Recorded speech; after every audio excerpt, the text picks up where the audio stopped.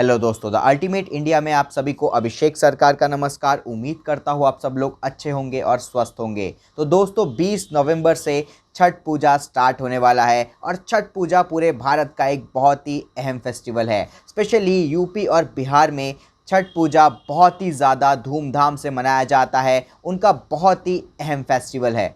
तो दोस्तों आज के इस वीडियो में मैं 7 ऐसे सवालों का जवाब दूंगा छठ पूजा से रिलेटेड, जो कि शायद बाकी इंडिया के लोगों को नहीं पता होगा। यूपी और बिहार के लोगों को तो शायद पता होगा, उनका मेन फेस्टिवल है, पर दोस्तों उनके अलावा शायद बाकी पूरे इंडिया के लोगों को नहीं पता होगा।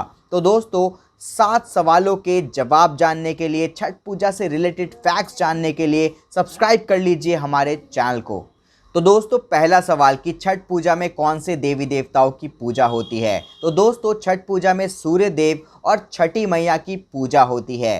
पौराणिक कथाओं के अनुसार छठी मैया संतानों की रक्षा करती है और संतानों को लंबी उम्र देती है। दोस्तों सूर्यदेव के साथ साथ सूर्यदेव की पत्नी उषा और प्रत्युषा की भी पूजा की जाती है।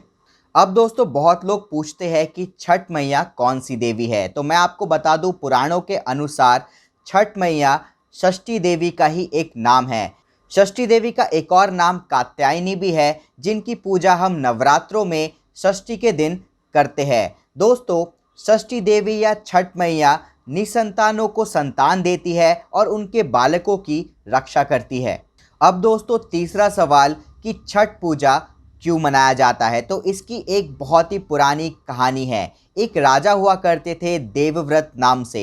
उस राजा का कोई संतान नहीं था, वो बहुत परेशान थे। एक दिन उनकी भेंट महर्षि कश्यप से हुई। तो राजा देवव्रत ने महर्षि कश्यप को अपना दुखड़ा सुनाया। तो महर्षि कश्यप ने देवव्रत को कहा कि आप पुत्र प्राप्ति के लिए एक यज्ञ करो। तो देवव्रत ने पुत्र प्राप्ति के लिए यज्ञ किया। उसके बाद उनकी पत्नी मालिनी को एक पुत्र हुआ, पर दोस्तों वो जो पुत्र था वो मरा हुआ पैदा हुआ। ये सुन के राजा देवव्रत बहुत दुखी हुए और बिल्कुल टूट गए। तभी देवव्रत के सामने एक देवी प्रकट हुई और उनके पुत्र को जीवित कर दिया। ये देख के राजा देवव्रत बहुत ही ज़्यादा प्रसन्न हुए और तभी से वो षष्ठी मैया की पूजा करने लगे। चौथा प्रश्न ये है कि छठ पूजा नदी या तालाब के किनारे ही क्यों की जाती है।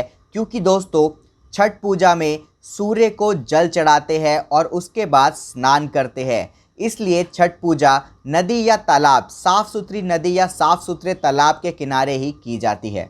पांचवा सवाल ये है कि छठ पूजा में महिलाएं ही क्यों बढ़ चढ़कर हिस्सा लेती है। तो इसका जवाब ये बताया गया है कि महिलाएं हमेशा कष्ट सहकर अपने परिवार के लिए मजबूती से खड़ी रहती है। महिलाओं को त्याग और तप की भावना से जोड़कर देखा जाता है, इसलिए महिला अपने संतान की रक्षा के लिए और संतान प्राप्ति के लिए छठ पूजा करती है।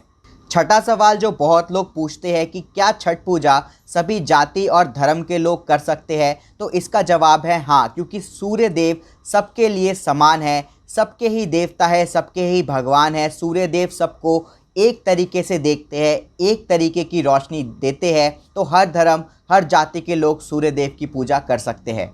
सातवां और आखिरी सवाल है कि छठ पूजा सबसे ज़्यादा बिहार में ही क्यों मनाई जाती है। क्योंकि दोस्तों बिहार के लोग हमेशा से ही सूर्य देव की पूजा करते आए हैं। और दोस्तों यहाँ तक कि सूर्यपुत्र कर्ण का भी जन्म बिहार में ही हुआ था और सूर्य पुराण में भी इस जगह का उल्लेख है। तो इसलिए छठ पूजा बिहार में एक बहुत बड़े फेस्टिवल के रूप में मनाया जाता है। तो दोस्तों मैं ये उम्मीद करता हूँ कि इस वीडियो से आपको छठ पूजा के बारे में बहुत सारी इन्फॉर्मेशन जानने को मिली होगी। और ऐसे वीडियोस देखने के लिए सब्सक्राइब करें हमारे चैनल को। हैप्पी छठ पूजा। जय हिंद।